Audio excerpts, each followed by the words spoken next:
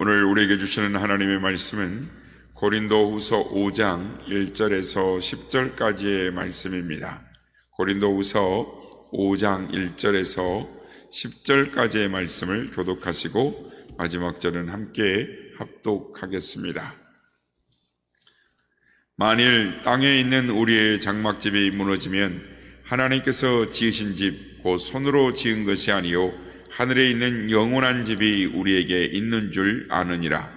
참으로 우리가 여기 있어 탄식하며 하늘로부터 오는 우리 초소로 덧입기를 간절히 사모하노라. 이렇게 입으면 우리가 벗은 자들로 발견되지 않으려 함이라. 참으로 이 장막에 있는 우리가 짐진 것 같이 탄식하는 것은 벗고자 함이 아니요 오히려 덧입고자 함이니 죽을 것이 생명의 삼킨 바 되게 하려 함이라.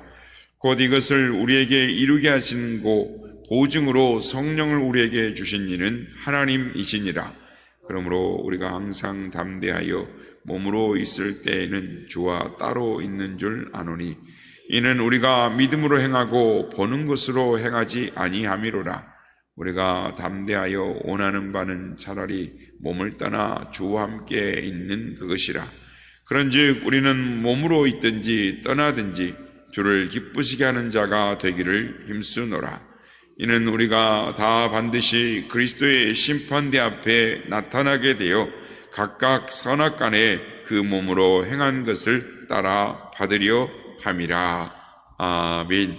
할렐루야. 오늘도 우리 예배 가운데 함께 하신 주님을 찬양합니다. 그리고 새벽을 깨워 기도의 향연으로 나오신 모든 성도님들께 하나님의 은혜와 평강이 함께 하시기를 기원드립니다. 바울은 오늘 본문에서 땅에 있는 집과 하늘에 있는 영원한 집을 비교하면서 그리스도인의 소망과 참된 삶에 대해서 말을 하고 있습니다. 바울은 성막 만드는, 장막 만드는 이 일을 하면서 이 생활비를 충당하며 이렇게 복음을 전했습니다. 그래서 자신에게 익숙한 이 장막을 인간의 이 몸으로 비유를 하면서 말을 하고 있습니다.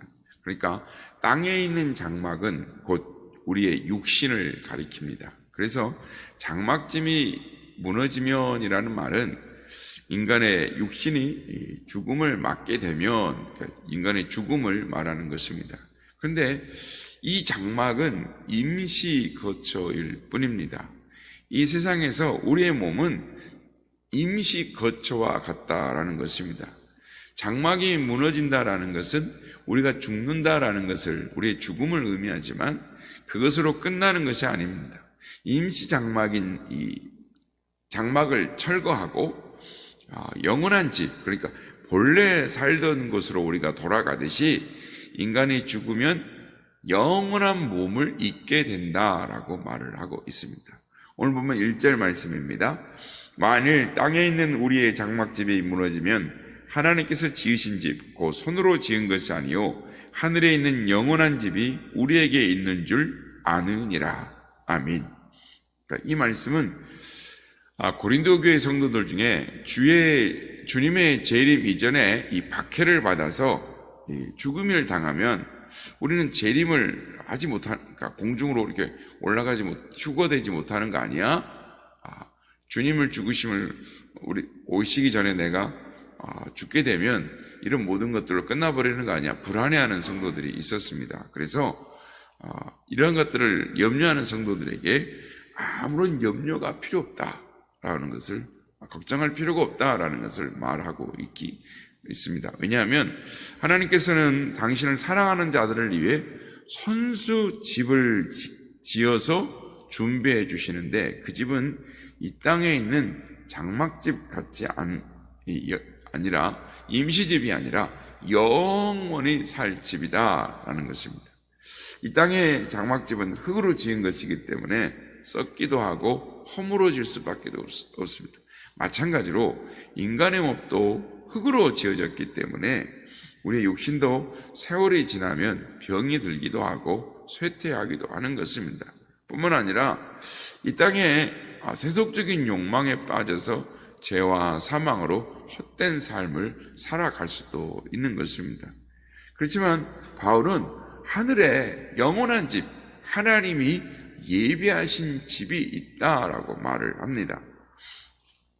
그래서 고린도후서 12장에 보면은 사도 바울이 이 환상을 통해서 하늘나라 3층전에 갔다 온 것을 말을 하고 있습니다. 그러니까 하늘나라가 어떠한 것인가를 얼마나 영광되고 아름답고 얼마나 우리에게 기쁨이 되며 우리의 소망이 되는지를 본인은 직접 갔다 온 경험이 있습니다. 그래서 고린도후서 12장 2절 4절 말씀에 보면 내가 그리스도 안에 있는 한 사람을 아노니 그는 14년 전에 셋째 하늘에 이끌려간 자라. 그가 몸 안에 있었는지 몸 밖에 있었는지 나는 모르거니와 하나님은 아시느니라. 내가 이런 사람을 아노니 그가 몸 안에 있었는지 밖에 있었는지 나는 모르거니와 하나님은 아시느니라. 그가 낙원에 이끌려가서 말로 형용할 수 없는 말을 들었으니 사람이 가히 이르지 못할 말이로다. 사람의 언어의 표현으로는 그 영광스러움, 그 아름다움, 그 거룩함, 우리 안에 그 기쁨, 그 무엇을 인간의 말로는 형용할 수 없을 만큼 그것이 너무나 기쁘고 감사하고 아름다운 것이었다. 바울은 자신이 본 그 하늘나라가 너무나 확실했기 때문에 그 나라를 사모하여 차라리 자신이 몸을 떠나 주와 함께 하기를 원했습니다. 오늘 보면 8절 말씀입니다. 우리가 담대하여 원하는 바는 차라리 몸을 떠나 주와 함께 있는 그것이라. 빌립보서에서도 사도 바울은 이렇게 말합니다. 내가 그 둘 사이에 끼었으니 차라리 세상을 떠나서 그리스도와 함께 있는 것이 훨씬 더 좋은 일이라. 그렇게 하고 싶으나 라고 말합니다. 여기서 차라리 세상을 떠나고 싶다 이렇게 말하는 것은 이 바울의 말을 오해하면 안 됩니다. 그러니까 바울은 이 세상의 삶이 더덥다라든지 허무하다라든지 말이 아니라 비관주의에 빠진 것이 아닙니다. 다만 그리스도와 함께 하기를, 주님과 함께 저 천국에서 함께 있고 싶은 마음이 너무나도 크기 때문에 그것을 원하는 심정을 차라리 세상을 떠나고 싶다라는 말을 하는 것이지 세상을 비관주의로 보는 것은 아닙니다. 그러니까 사도 바울이 오히려 더 사모했던 것은 주님께서 재림하시기 전에 우리 주님이 사망 권세를 완전히 제압하고 우리를 영원한 몸으로 덧입게 하시기를 원했습니다. 그러니까 하나님 주님은 오셔서 부활한 이 부활체의 몸으로 변화되는 것을 그렇게 원했다라는 거죠. 그래서 이 바울 사도는 오늘 4절 말씀 보면 참으로 이 장막에는 우리가 짐진 것 같이 탄식하는 것은 벗고자 함이 아니요 어리로 덧입고자 함이니 죽을 것이 생명의 삼킨 바 되게 하려 함이니라고 말을 하고 있는 것입니다. 그러니까 바울 사도는 죽음을 맛보거나 또는 맛보지 않는 것은 상관하지 않습니다. 그러니까 내가 죽느냐 사느냐 이것을 상관하지 않습니다. 오로지 사도 바울의 소망은 뭐냐면 사망 권세를 이기게 하시는 우리 주님과 함께 거하면서 주님과 함께 동행하면서 주님을 기쁘시게 하는 것이 그의 궁극적인 소망이요 목적이었다라는 것입니다. 그래서 오늘 9절 말씀 보면 그런즉 우리는 몸으로 있든지 떠나든지 주를 기쁘시게 하는 자가 되기를 힘쓰노라라고 말을 하는 것입니다. 바울은 영광스러운 그 나라, 그 하늘나라를 소망하고 있었기 때문에 아무리 무서운 환난과 핍박을 당해도 소망을 잃지 않고 영원한 영광을 바라보았습니다. 이것은 우리 그리스도인은 이 세상에 살든지 천국에 살든지 자기 중심으로 살지 않고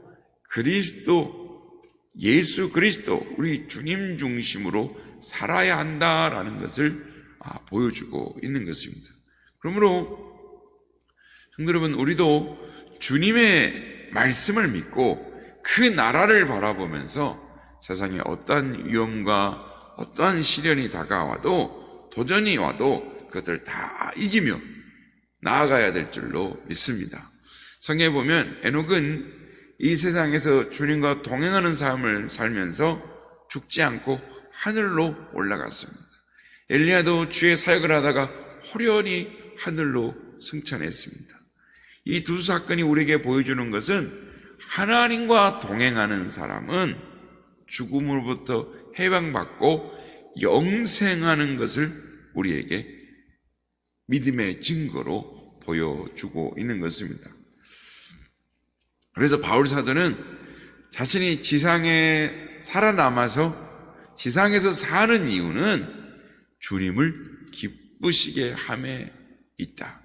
주님을 기쁘시게 하기 위함이다 라고 말을 하는 것입니다. 그가 그래서 이 세상을 떠나기를 원했던 것은 그 나라가 좋기도 했지만 그것보다 더 중요한 것은 그 나라에 가서 주님과 거하면서 주님의 기쁘심이 되기 위한 것이었습니다. 하나님이 기뻐하실 것이라고 하면 이 땅에 살아도 좋고 죽어도 좋고 그 나라에 가서 좋은 일인 것입니다.